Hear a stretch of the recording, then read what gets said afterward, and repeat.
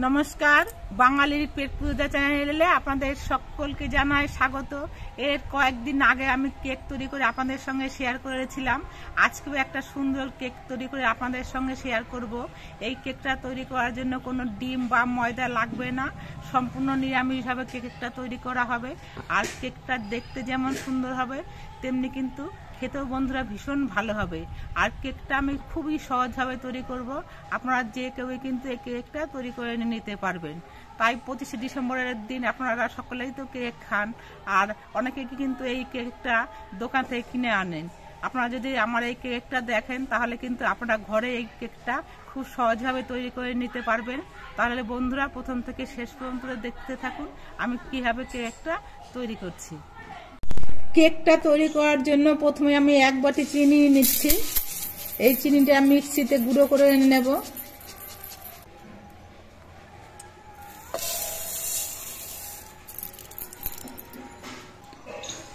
চিনিটা আমি গুঁড়ো করে নিয়ে এসেছি। কেক তৈরির জন্য যে মেন উপকরণগুলো লাগবে সেগুলো একটা বাটি মেপে দেব, তাহলে কিন্তু কেকটা খুব সুন্দরভাবে তৈরি হবে আর আপনার মাপটা কিন্তু সঠিকভাবে বুঝতে পারবেন। আমি যে বাটি মেপে চিনি নিয়েছি সেই বাটিটার মধ্যে আমি চিনির গুঁড়োটা নিয়ে নিচ্ছি। আমি 1 বাটি চিনি গুঁড়ো করে নিয়েছি, তাতে 1 বাটির থেকেও বেশি কিন্তু চিনির গুঁড়ো হয়েছে, কিন্তু আমি সবটা চিনির গুঁড়ো দিচ্ছি না। এই বাটি মেপে 1 বাটি চিনির গুঁড়ো আমি একটা বড় পাত্রের মধ্যে নিয়ে নিচ্ছি। এবার এই বাটির মধ্যে আমি 200 গ্রাম টক দই নিয়েছি, তাতে আমার হাফ বাটির টক দই হয়েছে। এই টক দইটা আমি চিনির গুঁড়োর মধ্যে দিয়ে দিচ্ছি। এবার টক দই দিয়ে আর চিনির গুঁড়ো দিয়ে আমি বেশ কিছুক্ষণ ফেটিয়ে নেব।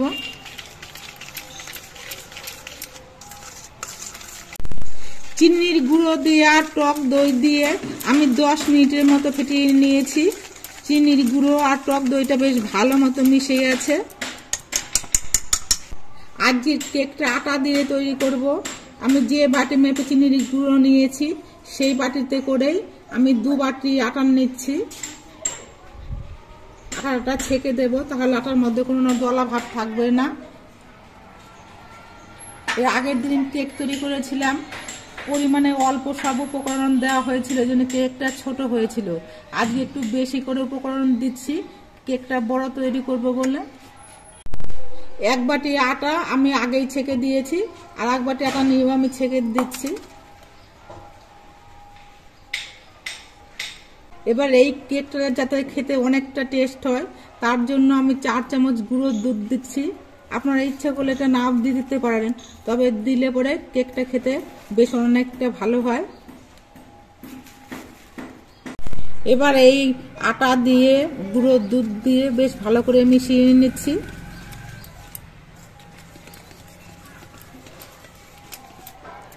যখন এই কেকের ব্যাটারটা তৈরি করা হবে তখনই কিন্তু ফেটিয়ে নেওয়ার সময় এরকম এক দিক করে ঘুরিয়ে তৈরি করতে হবে। যদি উল্টো দিক করে ঘোরানো হয় তাহলে কিন্তু কেকটা ভালো হবে না, এই জন্য সবসময় এক দিক করে ঘোরাতে হবে। এবার একটা বাটির মধ্যে আমি কিছুটা পরিমাণ দুধ জাল দিয়ে ঠান্ডা করে নিয়েছি। এই দুধটাও আমি বাটি মেপে দেব।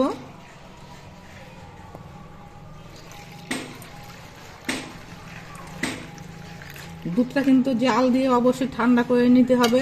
এটা আপনার গরুর দুধও দিতে পারেন, আবার গুঁড়ো দুধ জাল দিয়ে নিয়েও ঠান্ডা করে দিতে পারেন। এবার এই দুধটা অল্প অল্প করে দেব আর মাখিয়ে নেব।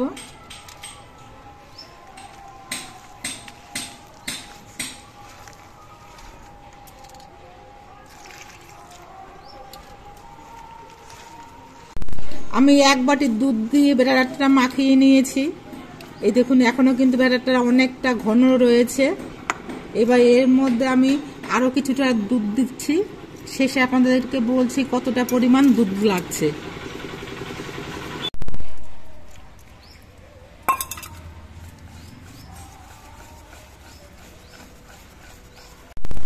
আমার কেকের ব্যাটারটা তৈরি করার জন্য 1.5 বাটি লিকুইড দুধ লাগলো। এই দেখুন ব্যাটারটা এরকম ঘনত্ব তৈরি হয়েছে। এবার আরো কিছুক্ষণ ফেটিয়ে নিতে হবে। ব্যাটারটা যত ফাটানো হবে তত কিন্তু কেকটা ভালো হবে। আমি সব কিছু দিয়ে 6-7 মিনিটের মতো ফেটিয়ে নিয়েছি। এবার ব্যাটারটা আমি কিছুক্ষণের জন্য ঢেকে রাখবো। আমাদের বাড়ির পাশে অনেক কলা গাছ আছে, সেখান থেকে আমি একটা কলার পাতা কেটে এনেছি। এবার আমি যে বাটির মধ্যে করে কেকটা তৈরি হওয়ার জন্য বসাবো, সেই বাটির মাপে আমি কলার পাতাটা কেটে নিচ্ছি। এরকম উপর করে বসিয়ে আমি ছুরি দিয়ে গোল করে কেটে নেব।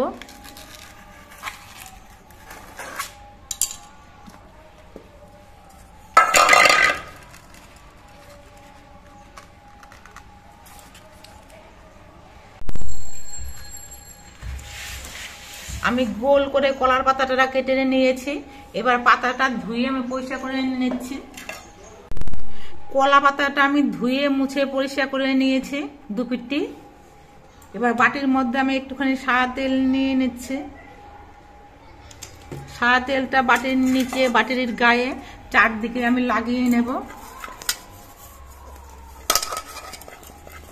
এই তেলটা যদি ভালো মতো মাখিয়ে নেওয়া হয় তাহলে কেকটা কিন্তু সুন্দরভাবে উঠে যাবে। দেখুন তেলটা আমি বাটির সব দিকে ভালো মতো মাখিয়ে নিয়েছি। এবার এর মধ্যে কলা পাতাটা দিয়ে দিচ্ছি। আমাদের বাড়ির পাশে কলা গাছ আছে বলে আমি কলা পাতাটাই দিলাম। আমাদের বাড়ির কাছে যদি কলা পাতা না থাকে তাহলে সেক্ষেত্রে আপনারা বাটার পেপার দিতে পারেন। বাটার পেপার যদি কাছে না থাকে সেক্ষেত্রে সাদা যে খাতার পাতাগুলো হয় সেই পাতাগুলোও দিতে পারেন, তাতেও কোনো অসুবিধা নেই। তবে কলা পাতায় তৈরি জিনিস খাওয়া ভালো, আর একটা সুন্দর সেন্ট হয়, খেতে বেশি ভালো লাগে আমার কাছে। আর আমাদের বাড়ির কাছে কলা গাছ যেহেতু আছে সেই জন্য আমি কলা পাতাটাই ব্যবহার করছি। এবার কলা পাতার উপরেও একটুখানি এরকম সাদা তেল মাখিয়ে নিলাম।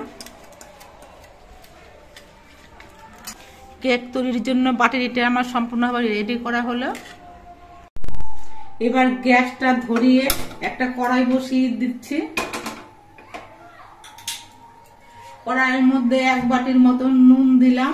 এই নুনটা দিয়ে এর আগেও আমি কেকটা তৈরি করেছিলাম, এই জন্য নুনের কালারটা একটু লালচে ভাব লাগছে। নুনটা একটু চারিদিকে ছড়িয়ে দিলাম। এবার একটা গামলা দিয়ে আমি কড়াইটা ঢেকে দিচ্ছি। ঠিকঠাক মতো ঢাকা হয় এরকম একটা পাত্র দিয়ে কিন্তু কড়াইটা ঢেকে গরম করে নিতে হবে। এবার কেকের ব্যাটারের ঢাকনাটা আমি খুলে নিচ্ছি। এবার এর মধ্যে দিয়ে দেব 1 চামচ বেকিং পাউডার। এই যে 1 চামচ বেকিং পাউডার দিচ্ছি। আর যে চামচে করে বেকিং পাউডার দিলাম সেই চামচেরই 1/2 চামচ দিয়ে দেব বেকিং সোডা।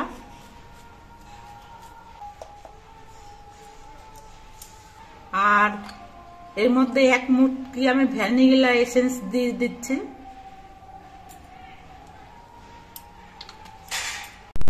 এবার সবকিছু দিয়ে ব্যাটারটা আবার বেশ কিছুক্ষণ ফেটিয়ে নিতে হবে।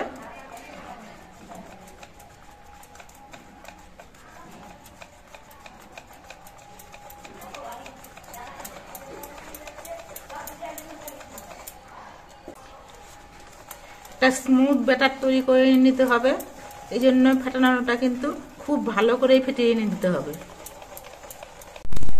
আমি সবকিছু দিয়ে 5-7 মিনিটের মতো ফেটিয়ে নিয়েছি। এই বেকিং পাউডার বেকিং সোডা দেওয়ার পর কিন্তু ব্যাটারটার বেশিক্ষণ রেখে দেওয়া যাবে না। এবার যে পাত্রের মধ্যে আমি কেকটা তৈরি করব সেই পাত্রের মধ্যে ব্যাটারটা ঢেলে দিচ্ছি।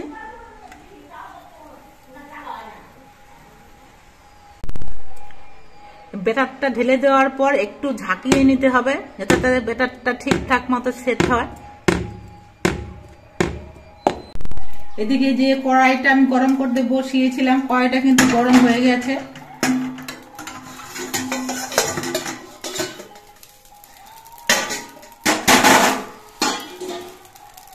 এবার এই কড়াইয়ের মধ্যে একটা স্ট্যান্ড বসিয়ে দিচ্ছি। আর কেক তৈরির জন্য আমি বাটিটা বসিয়ে দিচ্ছি।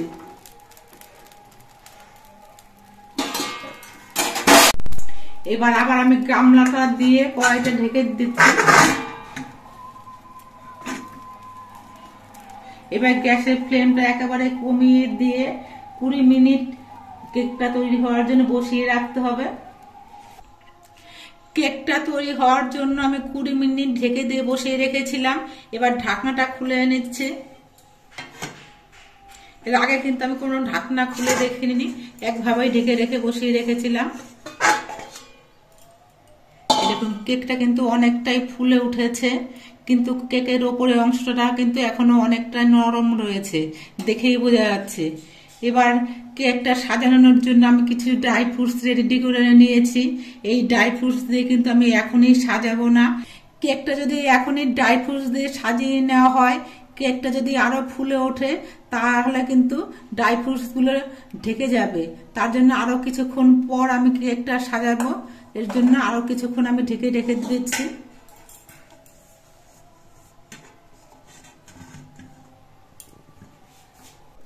আবার আমি 10 মিনিট পর ঢাকনাটা খুলে নিচ্ছি।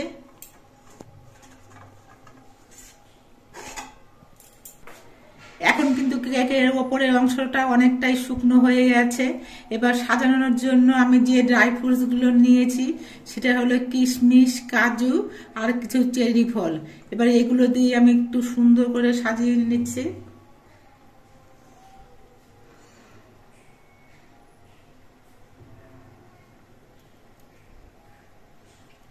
আমি আমার পছন্দ মতো ড্রাই ফ্রুটস গুলো দিয়ে সুন্দর করে সাজিয়ে নিয়েছি। আবার আমি গামলাটা দিয়ে ঢেকে 20 মিনিট রেখে দেব, আর গ্যাসের ফ্লেমটা কিন্তু কমিয়েই রেখে দেব। 20 মিনিট পর আবার আমি ফিরে আসলাম, এসে কেকের ঢাকনাটা খুলে নিচ্ছে। কেকটা কিন্তু এখন ওপর থেকে একেবারে শুকিয়ে গেছে। কেকটা ওপর দিয়ে শুকিয়ে গেলেও ভেতরে কোনো কাঁচা আছে কিনা সেটা দেখে নেওয়ার জন্য আমি একটা টুথপিক নিয়েছি। এই টুথপিকটা আমি মাঝখানে এরকম ঢুকিয়ে দিচ্ছি। টুথপিকের গায়ে কিন্তু কোনো কিছু লেগে নেই, এতে বোঝা যাবে যে কেকের ভেতরের অংশটাও কিন্তু সম্পূর্ণভাবে হয়ে গেছে। আমরা একটা কেক তৈরি করতে প্রথমে 20 মিনিট, তারপর 10 মিনিট, আবার 20 মিনিট, মোট আমার 50 মিনিট সময় লাগলো। অনেকে হয়তো খুব অল্প সময়ের মধ্যে কেক তৈরি করতে পারেন, তবে আমার কেক তৈরি করতে প্রায় 1 ঘন্টার মতো সময় লেগে যায়। এবার এই কেকটা আমি নামিয়ে নিচ্ছি। নামিয়ে ঠান্ডা করে তারপর কিন্তু কেকটা তুলতে হবে। কেকটা গ্যাস থেকে নামিয়ে আমি কিছুক্ষণ রেখে দিয়েছিলাম। কেকটা ঠান্ডা হয়ে গেছে, আর দেখুন সাইড থেকে অল্প অল্প ছেড়ে ছেড়ে এসছে।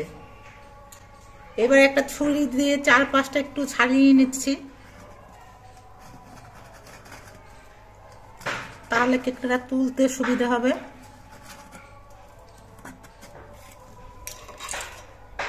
এবার একটা প্লেট নিয়ে আমি উল্টে নিচ্ছি।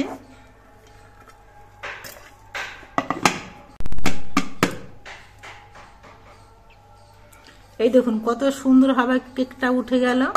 এবার উপরে কলা পাতাটা ছাড়িয়ে নিচ্ছি।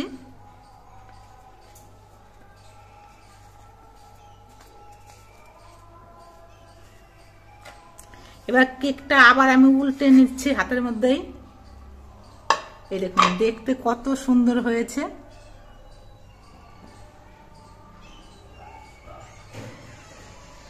কেকটার চারপাশে কিন্তু একটুও পুড়ে যায়নি, আর কেকটা কিন্তু সুন্দরভাবে বেশ অনেকটা ফুলেছে। অনেক বড় একটা কেক হয়েছে। এর আগের দিন কেকটা বানিয়েছিলাম, উপকরণগুলো অল্প দেওয়া হয়েছিল, এই জন্য কেকটা ছোট হয়েছিল। আজকে সবাইকে খাওয়াবো বলে আমি উপকরণগুলো একটু বেশি দিয়েছি, আর কেকটাও বেশ অনেকটা বড় হয়েছে। এবার কেকটা আপনাদেরকে কেটে দেখাচ্ছি। কেকটা এত সুন্দর হয়েছে, আমার এখনই কাটতে ইচ্ছে করছিল না, কিন্তু আপনাদেরকে দেখাবো বলে আমি কেকটা কেটে নিচ্ছি।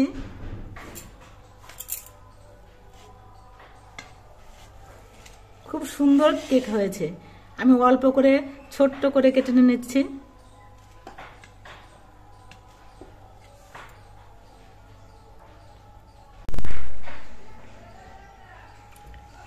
এই দেখুন কেকটা কত সুন্দর হয়েছে, কত নরম আর স্পঞ্জি হয়েছে। এই দেখুন এই কেকটা খেতে কিন্তু খুব ভালো হবে আর স্বাস্থ্যকর হবে। কেউ বুঝতেই পারবে না যে কেকটা ঘরে তৈরি করা হয়েছে। খেতে কিন্তু অবিকল দোকানের মতোই লাগবে। আপনারা দেখতে পেলেন কোনো প্রকার ডিম তেল ময়দা ছাড়া আমি কিভাবে নিরামিষ কেকটা তৈরি করলাম। এই কেকটা তৈরি করা কিন্তু খুব সহজ, আপনারা প্রত্যেকেই কিন্তু এই কেকটা তৈরি করে নিতে পারবেন। আর এই কেকটা কিন্তু খেতেও ভীষণ ভালো হয়। তো বন্ধুরা, আমার ভিডিওটা আপনাদের কেমন লাগলো? যদি ভালো লাগে তাহলে ভিডিওটিতে একটি লাইক করে দেবেন, নতুন বন্ধু হলে চ্যানেলটিকে সাবস্ক্রাইব করে দেবেন।